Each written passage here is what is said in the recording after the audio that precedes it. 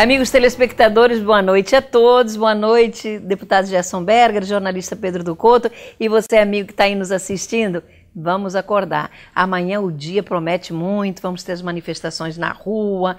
Olha, o dia vai ser realmente interessante e eu espero que tudo transcorra com muita paz e que nós não tenhamos incidentes que possam trazer qualquer tipo de violência, enfim, que seja tudo numa luta por um Brasil melhor, mas acima de tudo, com muita paz, com muita vontade em acertar sim, mas sem agressões, é isso que a gente quer.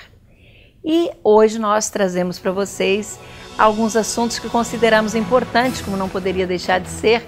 Nós vamos falar aí nos ajustes fiscais que está propondo o governo Dilma e que são, na verdade, fruto de um estudo do ministro Joaquim Levy.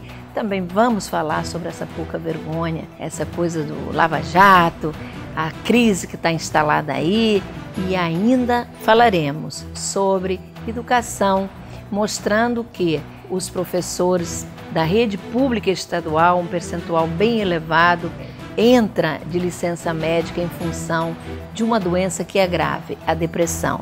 Mas antes de entrar nos assuntos específicos de hoje, nós vamos falar um pouquinho, eu vou falar um pouquinho sobre o Dia Internacional da Mulher, que nós festejamos no último domingo, 8 de março, mas que na verdade se estendeu pela semana toda. Várias instituições, femininas principalmente, comemoraram a data e eu costumo dizer o seguinte, eu acho que nós mulheres, embora tenhamos muito a conquistar, avançamos bastante e temos o que comemorar sim, embora saibamos que a violência praticada contra a mulher continua, principalmente no ambiente doméstico, mas temos a Lei Maria da Penha, temos as delegacias especiais que atendem as mulheres, já é uma conquista. E acima de tudo, nós podemos assim mostrar o nosso talento, o nosso valor. Hoje ocupamos um papel muito importante na sociedade e, claro, muita coisa e muita luta ainda a ser enfrentada, como, por exemplo, a questão dos salários, né? Nós sabemos que a mulher, muitas vezes, exercendo a mesma função do homem, tem um salário 50% menor que o do sexo oposto. Então, a luta é grande, mas eu confio nas nossas mulheres guerreiras e nós podemos e temos o direito de conquistar muita coisa boa ainda.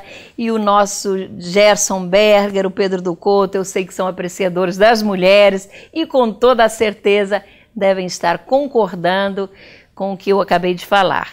Mas Gerson e Pedro, vamos aos assuntos que eu acabei de anunciar.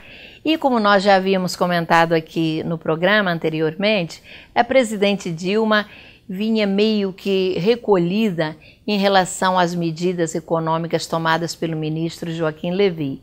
Mas não aguentou a declaração do Levy e bateu de frente com ele após as críticas do ministro ao declarar que a desoneração da folha de pagamentos implantada e aplicada no primeiro governo Dilma era muito grosseira e não criava ou protegia os empregos dos trabalhadores. A presidente vinha meio que engolindo em seco as medidas propostas por Levy, porque também não tinha, ou melhor, não tem remédio.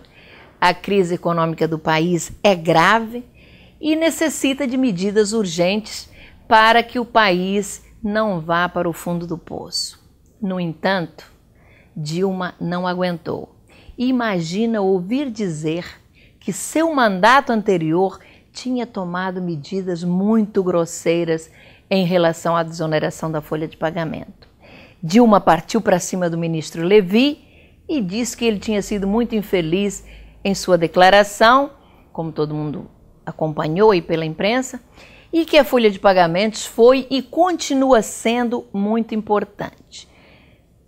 Mas agora, em seu discurso, a presidente Dilma pediu paciência à população e apoio ao ajuste fiscal. Imagina a presidente Dilma dando uma de humilde e pedindo paciência à população. E aí, Gerson, pelo visto, como o poder seduz, não é? O ministro Joaquim Levy reconheceu que havia sido coloquial demais e infeliz. Como vocês dois veem o reconhecimento público de Levy de que teria sido infeliz em suas declarações? Tereza, a primeira resposta você já deu. O poder seduz. E ser ministro da Fazenda é um grande prestígio. Ainda mais quando na posição de Levy encontra uma economia arrastada e pretende aparecer recuperando o país. Vejam, Levy não voltou atrás em suas declarações. Apenas uma questão de semântica, quando reconheceu que havia sido coloquial demais. Por outro lado, assessores presidenciais, logo depois das primeiras declarações de Levy, já afirmaram que o ministro estava contrariando o acordo de não apontar erros passados. O problema da presidente Dilma não está nos conflitos com o ministro Joaquim Levy, mas sim na sua frágil base de governo e também em seu próprio partido, o PT. Antes mesmo do presidente do Senado, Renan Calheiros, se recusar a apreciar a revisão da tal desoneração da folha de pagamentos, havia encaminhado a mensagem através de medida provisória e devolvê-la à presidente Dilma. Parte do PT já havia se manifestado contra o reajuste fiscal. De qualquer maneira, uma coisa é certa: Renan, ao devolver a tal medida provisória, derrotou de uma só vez a presidente Dilma e o ministro Joaquim Levy. Isso é incontestável. Olha, Tereza, olha, Gerson, vejam os espectadores. O ministro Joaquim Levy desempenha um cargo essencialmente político. E em matéria política, na minha opinião, ele é zero à esquerda. É um desastre completo. Diz coisas que fomentam a contradição com a presidente da República, como esta de criticar o primeiro ciclo do governo dela, que ele chamou de medidas grosseiras, a desoneração, e que significaram uma brincadeira que causou um prejuízo de 25 bilhões de reais sem efeito algum no mercado de emprego. Errou. E a questão da fragilidade da base do governo no Congresso decorre em grande parte das medidas de contenção que ele, Joaquim Levy, propôs para efeito de redução de despesas e equilíbrio das contas públicas. Só que, se ele se propõe a equilibrar as contas públicas, ele tem que começar não é pela elevação dos juros da Selic, da qual os bancos se beneficiam, e sim pela redução, porque a Selic é que rege o giro da dívida interna do país. Sabe a quanto vai a dívida interna do país? 2 trilhões de reais. 12,75% em cima de 2 trilhões de reais são, grosso modo, 250 bilhões de reais por ano. E este último aumento de meio ponto na Selic representou um acréscimo de despesa da ordem de 10 bilhões de reais. Então a contradição do ministro da Fazenda, a meu ver, é frontal, na medida em que, se de um lado ele quer reduzir as despesas, de outro lado ele aumenta as despesas, elevando os juros da Selic. É preciso definir qual o caminho que ele quer adotar efetivamente, porque não se percebe de maneira concreta o objetivo das suas medidas. Olha, Gerson e Pedro, muito oportunas e bem colocadas as posições dos dois, mas o fato é que, infelizmente, hoje, o nosso país vive um dos momentos mais sérios e críticos da sua história. O governo do PT, de quem se esperava tanto, deixará uma marca muito triste e até, por que não dizer, deprimente, para mim deprimente, nas páginas da história do Brasil, quando o assunto é corrupção.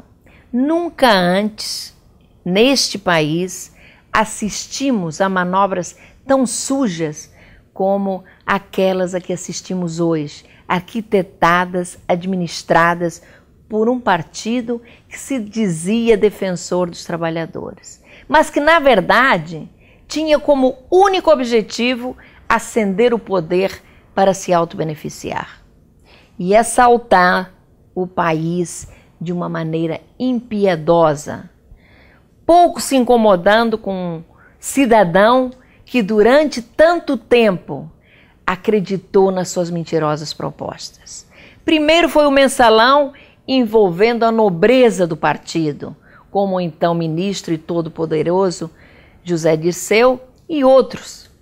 Mas arruinar a Petrobras, que era a 8ª maior empresa petrolífera do mundo e o grande orgulho nacional de todos os brasileiros, aí é demais. E aí a presidente Dilma diz que é preciso razão para alguém pedir o seu impeachment. Olhem, Gerson e Pedro, não estou de maneira nenhuma apoiando o impeachment da presidente Dilma, mas a sua campanha eleitoral foi um verdadeiro estelionato eleitoral.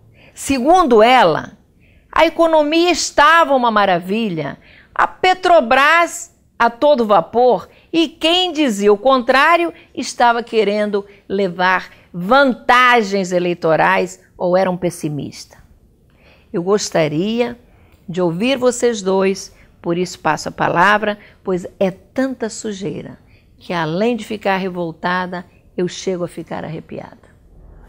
Tereza, a presidente Dilma não reconhece que sua campanha eleitoral foi recheada o tempo todo de mentiras e agora apela, dizendo que não pode haver um terceiro turno, ou seja, que o jogo está ganho. O fato é que a presidente, sempre muito determinada, para não dizer arrogante, está muito mal diante da nação. Veja que após o seu pronunciamento na TV, no último domingo, houve um panelaço em pelo menos 13 capitais do país, principalmente por sua postura sempre arrogante, quando afirmou que é preciso aceitar as regras do jogo democrático. Eu pergunto, que jogo democrático?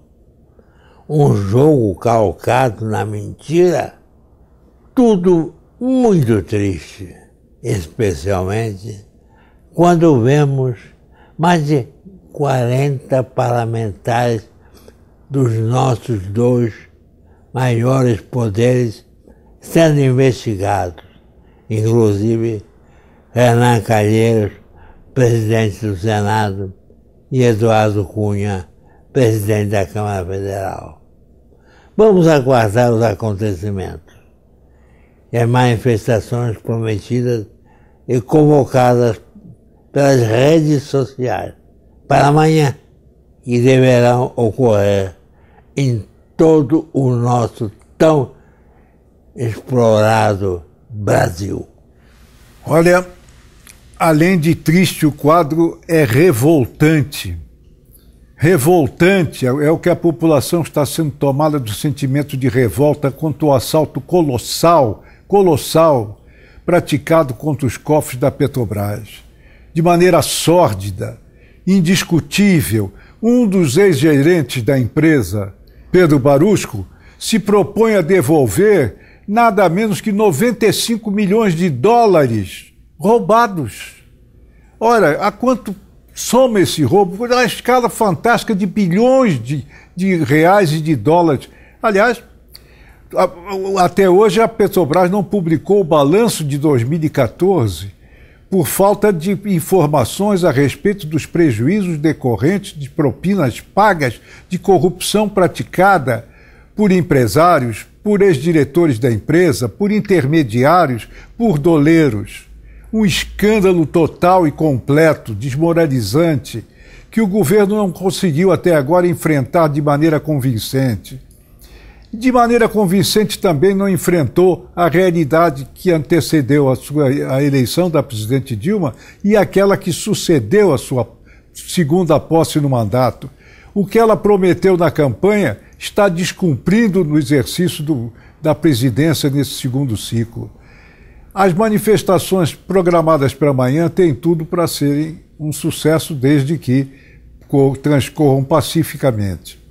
É preciso preservar a democracia que está acima de todos. Por isso é que, pessoalmente, me manifesto, como aliás aqui também a Tereza e o Gerson, contra as tentativas de impeachment da presidente Dilma Rousseff. Não tem cabimento. Mas a rejeição à sua atuação é notória, legítima, porque ela traiu os compromissos que assumiu na campanha. A presidente não cumpriu os compromissos da candidata. Pedro, Gerson, acho que tudo foi colocado, mas tem uma coisa muito curiosa. Imaginem vocês que até o exemplo, Paulo Maluf diz que vai renunciar à presidência do seu partido PP, que está aí envolvido também até a raiz dos cabelos, nesse escândalo do Lava Jato. Ele diz que vai renunciar porque ele não aguenta tanta corrupção. Imagina o Maluf, a que ponto nós chegamos. E também queria dizer o seguinte, que o Barusco, pelo menos, deixou uma coisa muito clara em seu depoimento.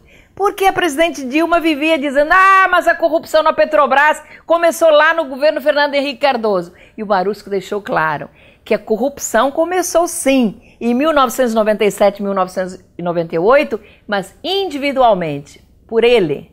Não institucionalmente, só teria começado mesmo no governo Lula a partir de 2013. Então acho que o Barusco, de qualquer maneira, está prestando aí um grande serviço à nação e colocando o pingo nos is e separando o joio do trigo. Acho que isso foi muito importante. Mas agora, gente, não dá para a gente ficar aqui o tempo todo só falando em política, só falando em corrupção, em coisas ruins. Vamos falar de uma outra situação que também não é boa, mas que sai um pouquinho dessa sujeira toda que aí está. Gerson e Pedro, vocês sabiam, e é muito curioso, que a segunda maior causa do afastamento de profissionais de ensino da rede estadual é a depressão?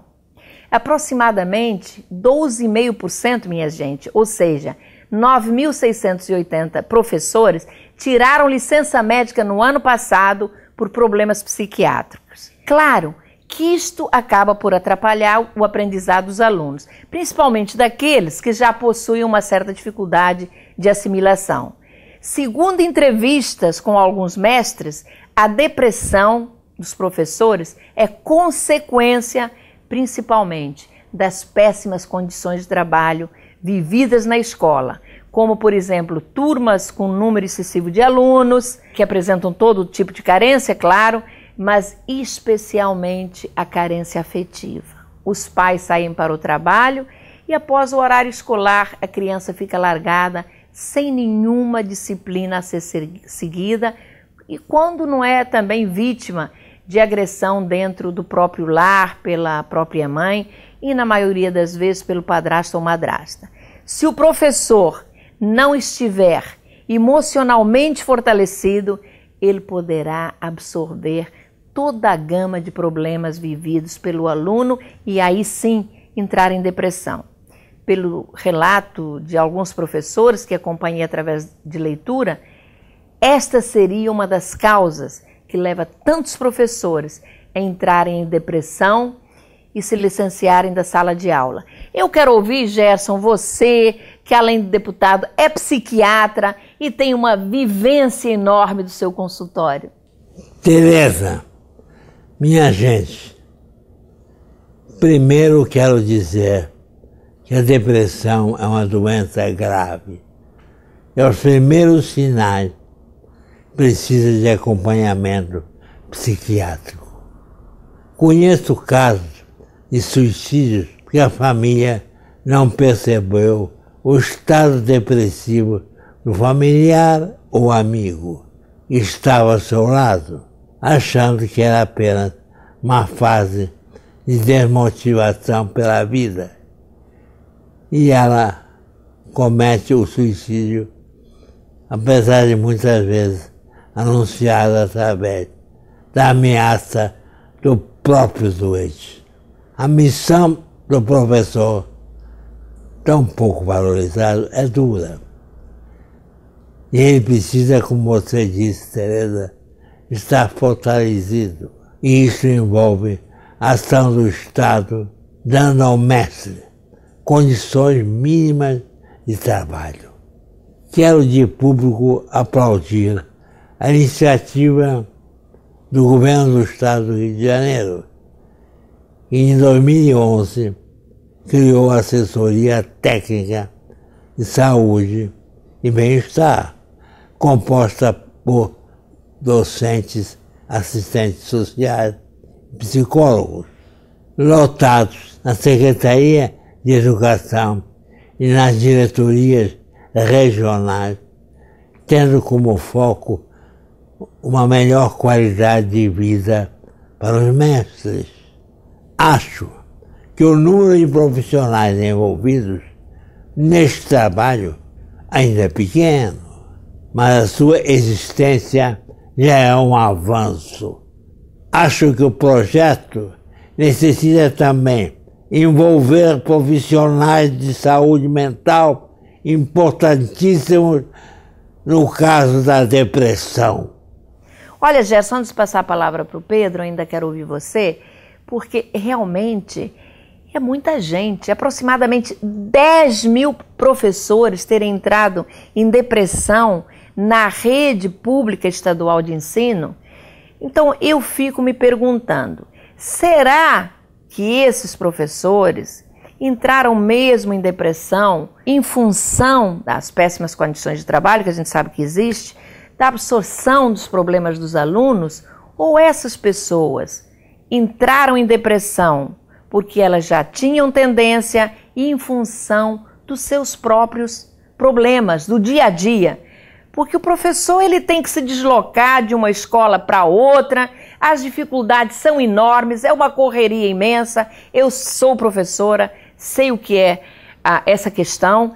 Então eu gostaria que você ainda falasse um pouquinho mais no assunto, que eu entendo ser da maior importância. Minha gente, é preciso deixar claro que os professores que entram em depressão nas escolas normalmente são vítimas não apenas em função do ambiente de trabalho e absorção dos problemas dos alunos, mas sim porque já tinham uma predisposição à doença. A manifestação da doença acaba acontecendo em função dos problemas trazerem uma carga traumática e emocional muito forte. É preciso ficar atento quando um familiar ou amigo começa a se isolar, não quer sair de casa, manifesta revolta com a vida, pois tem a certeza que essa pessoa precisa de ajuda e do acompanhamento do psiquiatra, que vai ajudá-lo a resolver o seu problema. Bom, minha gente, é muito bom a gente sempre ouvir a voz do técnico, a voz do psiquiatra. Então, claro que com muito mais lucidez e conhecimento, você abordou essa questão da depressão que acontece com os nossos mestres nas escolas. Mas, Pedro, você que é neto, filho de professores, como vê essa questão da depressão nos nossos professores? Tereza, Gerson, acrescente-se a tudo isso que vocês colocaram, aliás, muito bem, magnificamente até, alguns fatores que agravam o quadro psicológico dos professores. Tem que se considerar a característica da profissão, que impõe horário rígido a ser cumprido. Se é 7h30 para o professor, se é 7h30 mesmo, porque se ele chegar às 7h45, a turma não espera o início da sua aula. Este é um aspecto que deve ser considerado. Segundo, deve ser considerado também o quadro depressivo em que o país se encontra, que também soma para a depressão pessoal daquelas pessoas que têm tendência, ou então fatores que estão levando a esse estado crítico, porque a depressão é uma doença, como o Gerson colocou muito bem, muito grave. Ainda pode-se dizer uma outra coisa: a falta de perspectiva profissional, salários adequados ao nível da profissão, tem que ser vistos como um fator, porque a pessoa entra numa carreira e é preciso sentir na carreira a perspectiva de evoluir. Isso é humano. E isso não está existindo na administração pública brasileira de modo geral. Então são fatores que se acrescentam ao estado depressivo que atinge muitas pessoas, não só na profissão de professor, mas em várias outras profissões também. É preciso combater a depressão com muita firmeza, porque o quadro decorrente pode se agravar, como foi aqui acentuado pelo Gerson Berger. Olha, Gerson, Pedro, o assunto é realmente muito importante e merece ser abordado com mais profundidade, e por isso eu já estou convidando aqui o nosso psiquiatra Gerson Berger para, numa oportunidade próxima, falar do tema que acaba atingindo tantas famílias. Então, Gerson, você já está convidado e eu espero que aceite o convite.